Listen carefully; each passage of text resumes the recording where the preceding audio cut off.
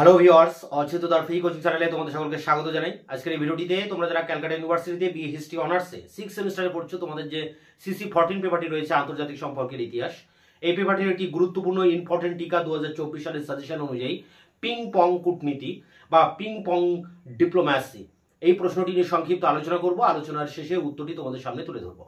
তোমাদের এই পেপারটির একাধিক প্রশ্নের উত্তর আমি ইতিমধ্যে আমার চ্যানেলে আপলোড করেছি। এছাড়া যেসব প্রশ্নের উত্তরগুলি এখনো আমি দিতে পারিনি, খুব দ্রুত তার উত্তর আমি তোমাদের সামনে এনে হাজির করব। তাই তোমরা অবশ্যই চ্যানেলকে সাবস্ক্রাইব করবে এবং বন্ধুদের কাছে শেয়ার করবে। ভিডিওটি ভালো লাগলে অবশ্যই লাইক দেবে। তা চলো শুরু করি। দেখি বোর্ডে কি লেখা আছে আমাদের। CU BA history honours 6 semester CC14। এখানে প্রশ্ন হচ্ছে পিং পং কূটনীতি বা পিং পং ডিপ্লোম্যাসি। এটি 5 নম্বরের একটা টিকা প্রশ্ন। তা পিং পংটা কি? পিং পং হচ্ছে টেনিস, যে টেবিল টেনিস খেলা হয়, সেই টেবিল টেনিসের যে বলটা থাকে, ছোট একটা বল, সেই বলটাকেই বলা হয় পিং পং বল। এখন এই বল নিয়ে একটা কূটনীতি হয়েছিল বা একটা ডিপ্লোম্যাসি হয়েছিল আমেরিকা বা মার্কিন যুক্তরাষ্ট্রের সাথে চীন দেশের।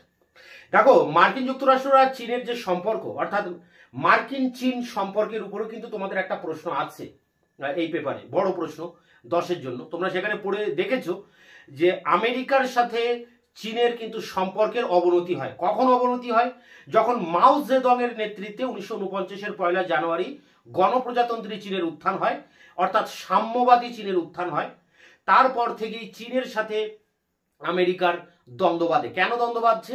কারণ আমেরিকা একটি পুঁজিবাদী দেশ আর চীন হলো একটি সাম্যবাদী দেশ। অর্থাৎ সোভিয়েত রাশিয়াতে যেমন সাম্যবাদ প্রতিষ্ঠিত হয়েছিল কার্ল মার্কসের নীতি অনুযায়ী লেনিনের হাত ধরে, ঠিক সেই রকম চীন দেশও সাম্যবাদী দেশ হিসাবে চীন আত্মপ্রকাশ করে। তাই পুঁজিবাদের ধারক ও বাহক এই মার্কিন যুক্তরাষ্ট্রের পক্ষে এই প্রজাতান্ত্রিক চীনের অস্তিত্ব কিন্তু মোটেই তাদের পক্ষে মেনে নেওয়া সম্ভব ছিল না। এই কারণে তারা বিরোধিতা করে এবং জাতিসংঘে চীনের সদস্যপদ গ্রহণেরও কিন্তু মার্কিন যুক্তরাষ্ট্র বিরোধিতা করতে থাকে। এবং পরবর্তীতে দেখা যায় যে বিভিন্ন কারণকে কেন্দ্র করে, ছোটখাটো কারণকে কেন্দ্র করে আমেরিকার সাথে চীনের এই মতানৈক্য বাড়তে থাকে এবং দীর্ঘ 20 বছর চীন এবং আমেরিকার মধ্যে একটা শত্রুতার সম্পর্ক গড়ে ওঠে।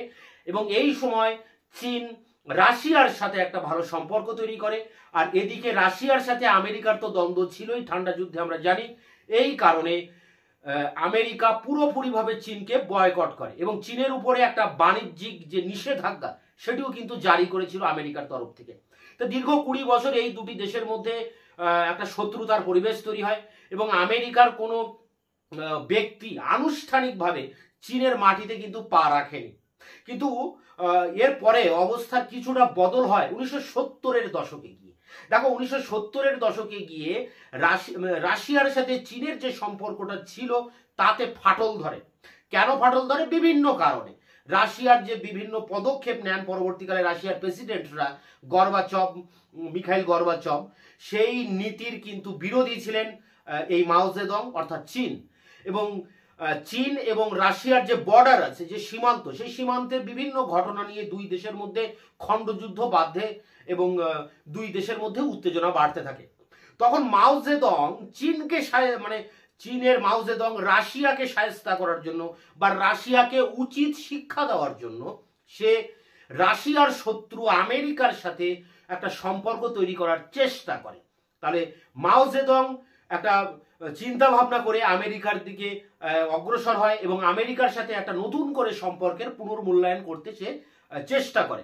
ঠিক এই সময় আমেরিকার যে রাষ্ট্রপতি রিচার্ড নিক্সন, তার প্রশাসনে একটা গুরুত্বপূর্ণ পদক্ষেপ সে নিয়েছিল যে চীনের সাথে কিভাবে ভালো করে একটা সম্পর্ক তৈরি করা যায়, কিভাবে চীনের সাথে যে পুরনো যে সম্পর্ক সেটাকে বাদ দিয়ে নতুন করে একটা সম্পর্ক মূল্যায়ন করা যায়, নতুন করে একটা সম্পর্ক তৈরি করা যায়। এবং সেটা যদি করা যায় তাহলে রাশিয়াকে একটা জবাব দেওয়া যাবে।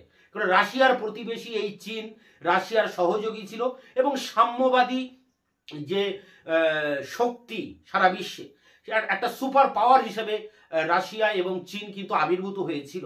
যদি এই সম্পর্কের ফাটল ধরানো যায়, অর্থাৎ রাশিয়ার থেকে চীনকে বার করে আনা যায়, তাহলে রাশিয়ার উপরে একটা প্রবল আঘাত নেমে আসবে। এই উদ্দেশ্যে রিচার্ড নিক্সন 1970-এর দশকে নতুন করে ভাবতে থাকেন কিভাবে চীনের সাথে সম্পর্ক পুনর্মূল্যায়ন করা যায়। ঠিক এই রকম একটা প্ল্যাটফর্মে দাঁড়িয়ে চীনের তরফ থেকে সরকারিভাবে মার্কিন যুক্তরাষ্ট্রের যে টেবিল টেনিস খেলার যে দল, জাতীয় দল, সেই দলকে চীনের বেজিং এ একটা প্রদর্শনী ম্যাচ খেলার জন্য আমন্ত্রণ জানানো হয়। 1971 সালে আমেরিকার এই টেবিল টেনিস দলটি চীনে আসে এবং চীনে তারা এই বেজিং এ তারা এই প্রদর্শনী ম্যাচ কিন্তু খেলে। যদিও এই ম্যাচে তারা হেরে যায়, তবু এই যে তারা এলো, মানে আমেরিকা থেকে এই টেবিল টেনিস দলটি যে এলো চীনে, এর ভিতর দিয়ে একটা নতুন সম্পর্ক তৈরি করার একটা পথ তৈরি হয়। এবং এই টেবিল টেনিস দলকে চীন তার সারা দেশে ভ্রমণ করায় রাষ্ট্রীয় তরফ থেকে, এবং পরবর্তীকালে দেখা যায় পরের বছর 1972 সালে মার্কিন তরফ থেকেও চীনের যে টেবিল টেনিস দল তাকেও আমেরিকায় আমন্ত্রণ করা হয় এবং চীনের তরফ থেকে সেই চীনের টেবিল টেনিস দলটি আমেরিকায় যায় এবং সেখানেও একটা প্রদর্শনী ম্যাচ খেলে আসে। এর পরবর্তীতে সম্পর্কের যে ফাটল ছিল সেই ফাটলটা অনেকটা মেরামত হয় এবং দেখা যায় যে আমেরিকার যে বিদেশ মন্ত্রী সে হেনরি কিসিঞ্জার, তিনি চীন সফর করছেন এবং তারও পরে 1973 নাগাদ গিয়ে মার্কিন প্রেসিডেন্ট রিচার্ড নিক্সন তিনিও কিন্তু চীন সফরে আসছেন, বেজিং সফর করছেন এবং দুই দেশের মধ্যে একটা নতুন করে সম্পর্ক স্থাপিত হচ্ছে, একটা শান্তির বাতাবরণ তৈরি হচ্ছে। চীনের উপরে যে বাণিজ্যিক নিষেধাজ্ঞা আমেরিকা আরোপ করেছিল সেটা তুলে নেওয়া হচ্ছে এবং চীনকে রাষ্ট্রসংঘে স্থায়ী পদে তাকে সমর্থন করছে আমেরিকা এবং সেই সমর্থন পেয়ে চীন কিন্তু জাতিসংঘে স্থায়ী আসন লাভ করছে। পাশাপাশি তাইওয়ানকে যে রাষ্ট্রসংঘের সদস্যপদ দেওয়া হয়েছিল সেটাকে বাতিল করা হচ্ছে এবং দেখা যাচ্ছে যে এই ঘটনাকে কেন্দ্র করে, অর্থাৎ এই যে টেবিল টেনিস খেলা হলো দুই দেশের তরফ থেকে, এর ফলে এই 20 বছরের যে সম্পর্কের যে দুঃসম্পর্ক ছিল, যে শত্রুতার সম্পর্ক ছিল, সেই সম্পর্কের একটা মেরামত হচ্ছে, সেই সম্পর্ক একটা নতুন করে তৈরি হচ্ছে, একটা সৌভ্রাতৃত্বের সম্পর্ক তৈরি হচ্ছে, একটা বন্ধুত্বের সম্পর্ক তৈরি হচ্ছে। তাই আন্তর্জাতিক সম্পর্কের ক্ষেত্রে এই পিং পং কূটনীতি কিন্তু খুবই গুরুত্বপূর্ণ। কেন পিং পং নাম দেওয়া হচ্ছে? যেহেতু টেবিল টেনিস খেলার ভিতর দিয়ে এই সম্পর্ক নতুন করে তৈরি হয়, তাই এই টেবিল টেনিসের যে বল পিং পং, সেই পিং পং এর নাম থেকে এই কূটনীতির নাম হয়েছে পিং পং ডিপ্লোম্যাসি বা পিং পং কূটনীতি। তো এই ছিল এর মূল কথা এবং এর ভিতর দিয়ে চীনের অনেক লাভ হয়। চীন অনেকটা সুবিধাজনক একটা পরিস্থিতিতে চলে আসে, সে জাতিসংঘের স্থায়ী সদস্যপদ লাভ করে, রাশিয়াকে একটা যোগ্য জবাব দিতে পারে মাও সেতুং। এদিকে এই ঘটনার ভিতর দিয়ে কি হয়, ঠান্ডা যুদ্ধে যে রাশিয়া চেয়েছিল, সে সারা বিশ্বে একটা সুপার পাওয়ার হিসাবে সে নিজেকে তৈরি করতে চেয়েছিল, সেই সম্ভাবনা কিন্তু বিনষ্ট হয়। তার যে ইউনিটি, সেই ইউনিটি থেকে যখন চীন বেরিয়ে আসে এবং আমেরিকার দিকে ঝুঁকে পড়ে চীন, তখন কিন্তু রাশিয়া অনেকটা দুর্বল হয়ে যায় এবং পরবর্তীকালে আমেরিকাই সুপার পাওয়ার হিসাবে উঠে আসে। এক্ষেত্রে রাশিয়ার যে সম্ভাবনা ছিল সেই সম্ভাবনাটাও ধূলিসাৎ হচ্ছে কিন্তু এই পিং পং কূটনীতির ভিতর দিয়ে। তাই পিং পং কূটনীতি একটা সাদামাটা দুটো দেশের মধ্যে একটা খেলা হলেও এর ভিতর দিয়ে আন্তর্জাতিক রাজনীতিতে অনেক কিছুর ভোল পাল্টে যায় এবং দেখা যায় পরবর্তীকালে যে সোভিয়েত ইউনিয়নের পতন হয় 1991 সাল নাগাদ, সেই পতনে এই যে চীন এবং মার্কিন যে সম্পর্ক নতুন করে তৈরি হলো, এই সম্পর্ক একটা কার্যকরী ভূমিকা নিয়েছিল। অর্থাৎ সোভিয়েত ইউনিয়নের পতনে এই চীন মার্কিন সম্পর্ক কিন্তু একটা ভূমিকা নিয়েছিল, অর্থাৎ একটা পদক্ষেপ নিয়েছিল বা এরা একটা ফ্যাক্টর হিসেবে কাজ করেছিল। তাই পিং পং কূটনীতি আন্তর্জাতিক সম্পর্কের ইতিহাসে একটা গুরুত্বপূর্ণ বিষয়। তাই এই হলো এর মূল বিষয় এবং এই নোটসটি, মানে অর্থাৎ 5 নম্বর 250 অর্ডারের নোটস, এই নোটসটা নিয়ে আমি তোমাদের সামনে এবার অন স্ক্রিনে আলোচনা করব। BA history honours 6 semester CC 14, ping pong কূটনীতি, মার্কস 5। উত্তরটা এইভাবে লিখবে: 1971 খ্রিস্টাব্দে সংঘটিত পিং পং কূটনীতির মধ্য দিয়ে মার্কিন যুক্তরাষ্ট্র ও গণপ্রজাতন্ত্রী চীনের মধ্যে দীর্ঘ 20 বছর ধরে চলতে থাকা পারস্পরিক বিবাদের অবসান হয়। দুই দেশের মধ্যে সম্পর্কের উন্নতির জন্য চীন সরকার মার্কিন যুক্তরাষ্ট্রের টেবিল টেনিস দলকে আমন্ত্রণ জানায়। মার্কিন রাষ্ট্রপতি নিক্সন যখন চীনের উপর চাপানো 20 বছরের বাণিজ্যিক নিষেধাজ্ঞা তুলে নেওয়ার প্রস্তুতি নিচ্ছিলেন, তখন 1971-এর 6 এপ্রিল চীনের কাছ থেকে এই আমন্ত্রণ পান।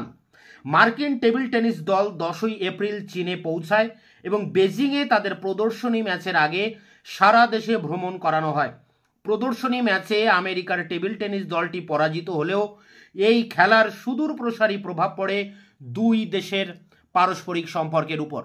বিশ্বের বিভিন্ন প্রান্ত থেকে সাংবাদিকরা চীনে আসেন এই প্রদর্শনী ম্যাচের রিপোর্ট সংগ্রহ করতে। এরপর চীনের টেবিল টেনিস দলকেও মার্কিন যুক্তরাষ্ট্রে আমন্ত্রণ করা হয়। চীনের খেলোয়াড়রা 1972 খ্রিস্টাব্দে মার্কিন যুক্তরাষ্ট্রে যায় প্রদর্শনী ম্যাচ খেলতে। এই ঘটনার মধ্য দিয়ে দুই দেশের মধ্যে চলতে থাকা 2 দশকের বৈরিতার অবসান ঘটে এবং উভয় দেশের মধ্যে স্বাভাবিক সম্পর্ক স্থাপিত হয়। যেহেতু এই টেবিল টেনিস খেলার বলকে পিং পং বলা হয়, সেহেতু এই দ্বৈত পিং পং কূটনীতি নামে সমধিক পরিচিত হয়। তো এই ছিল ইন্ট্রোডাকশন। পরের প্যারা দেখো কি বলা হচ্ছে। সুতরাং তৎকালীন সময়ে মার্কিন যুক্তরাষ্ট্র ও চীনের মধ্যে ফাটল ধরলে মূলত পিং পং কূটনীতির মাধ্যমে তার অবসান ঘটিয়ে পুনরায় স্বাভাবিক সম্পর্ক স্থাপিত হয়। তাই আন্তর্জাতিক সম্পর্কের ইতিহাসে এই ঘটনার গুরুত্ব অপরিসীম। পিং পং কূটনীতি ইংরেজির প্রতিশব্দ শাটল ডিপ্লোম্যাসি। পিং পং কূটনীতি চীন মার্কিন সম্পর্কের ক্ষেত্রে এক নতুন সম্ভাবনার দ্বার উন্মুক্ত করে। এরপর দুই দেশ কূটনৈতিক সম্পর্ক নতুনভাবে গড়ে তোলার উদ্যোগ নেয়।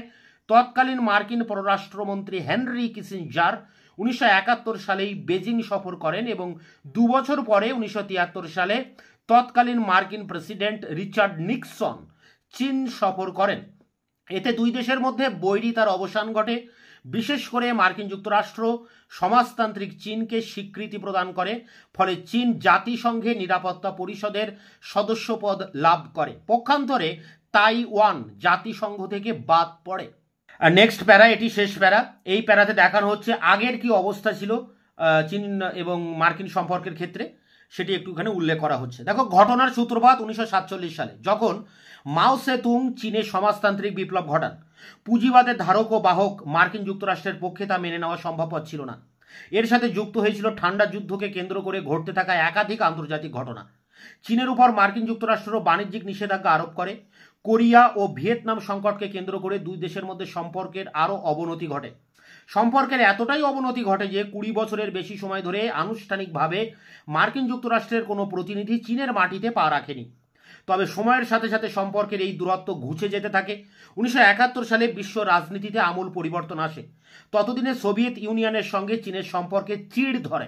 এমন অবস্থায় চীনের চেয়ারম্যান মাও সেতুং ভাবতে শুরু করেন, মার্কিন যুক্তরাষ্ট্রের সাথে নতুন করে সম্পর্ক স্থাপন করলে বোধ হয় রাশিয়াকে উচিত শিক্ষা দেওয়া যাবে। অপরদিকে মার্কিন প্রেসিডেন্ট রিচার্ড নিক্সন তার প্রশাসনে চীনের সাথে সম্পর্ক জোড়া লাগানোকেই সবচেয়ে বেশি গুরুত্ব দিয়েছিলেন। সোভিয়েত ইউনিয়নের বিরুদ্ধে তাই মার্কিন যুক্তরাষ্ট্র সমাজতান্ত্রিক চীনের সাথে সম্পর্কের পুনর্মূল্যায়নে সচেষ্ট হয়েছিলেন। এই সব ঘটনার ফলশ্রুতিতে পিং পং কূটনীতির আবির্ভাব ঘটে, যার মধ্যে দিয়ে এই দুই দেশের মধ্যেকার সম্পর্কের উন্নতির পাশাপাশি বিশ্বের সবচেয়ে ক্ষমতাধর রাষ্ট্র হওয়ার দৌড়ে সোভিয়েত ইউনিয়ন অনেকটাই পিছিয়ে পড়ে। পরবর্তী সময়ে সোভিয়েত ইউনিয়নের পতনেও মার্কিন চীন সম্পর্ক একটি বিরাট ভূমিকা নিয়েছিল। তো এই ছিল পিং পং কূটনীতি বা পিং পং ডিপ্লোম্যাসি। এটি ইম্পর্টেন্ট একটি টিকা, তোমরা এটিকে সংগ্রহ করে পরীক্ষার জন্য প্রস্তুতি নাও।